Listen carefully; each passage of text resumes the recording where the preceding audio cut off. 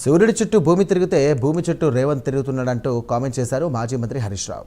కోహెడ పండ్ల మార్కెట్ స్థలాన్ని సబితా ఇంద్రారెడ్డి, మాజీ ఎమ్మెల్యే మంచిరెడ్డి కిషన్ రెడ్డితో కలిసి సందర్శించిన హరీష్ రావు, రేవంత్ రెడ్డి ఎక్కడ భూమి కనిపిస్తే దాన్ని మాయం చేస్తున్నారంటూ కూడా ఆరోపించారు. ఇప్పుడు కోహెడ మార్కెట్ భూములపై కూడా రేవంత్ కళ్ళు పడ్డాయని, ఈ భూమిని తన అనునాయకులకు కట్టబెట్టే కుట్ర చేస్తున్నారంటూ కూడా ఆయన మండిపడ్డారు. సూర్యుడి చుట్టూ భూమి తిరిగితే రేవంత్ రెడ్డి భూమి చుట్టూ తిరుగుతుంది. రేవంత్ రెడ్డి భూమి చుట్టే తిరుగుతుంది. ఆడ భూమి కనబడ్డది మాయమిగా.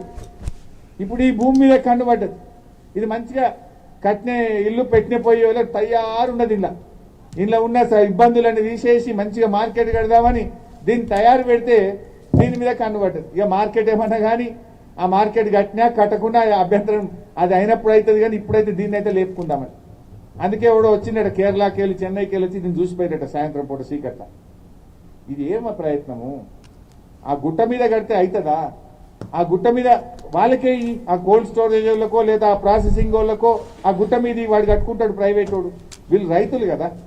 రైతులు ముఖ్యమా, దళారులు వ్యాపారులు ముఖ్యమా? నీకు నువ్వు రైతుల పక్షాన ఉంటావా, దళారుల పక్షాన ఉంటావా? దళారులకే దిల్ భూములు ఇయ్యడు. ఎందుకంటే అది అడవది కేసు, అది కేసు ఉంది, దానికి తెలుసు. అందరికంటే ఎక్కువ రేవంత్ రెడ్డికి తెలుసు. ఆ దిల్ భూములు ఇప్పట్లో పంచాయతీ దిగది, ఆ భూములు ఇప్పట్లో చేతికి రావు. ఇది మాత్రం క్లియర్ ఉన్నది. దీన్ని లేపకపోదాం, దీన్ని తమ అనుయాయులకు కట్టబెడదామనేటువంటి ఒక కుట్ర. అందువల్ల రేవంత్ రెడ్డి నిజంగా నువ్వు ప్రాసెసింగ్ ప్లాంట్లు పెట్టాలంటే దిల్ భూముల్లో పెట్టు.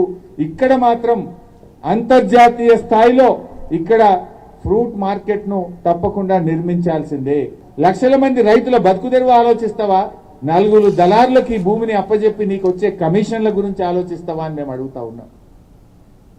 రైతులను కూడా వదిలిపెట్టావా నీ కమిషన్ల కోసం? చివరికి రైతుల భూముల మీద కూడా నీ కన్నుబడితే ఏమైతుంది? ఈ రాష్ట్రం ఎటుపోతుందో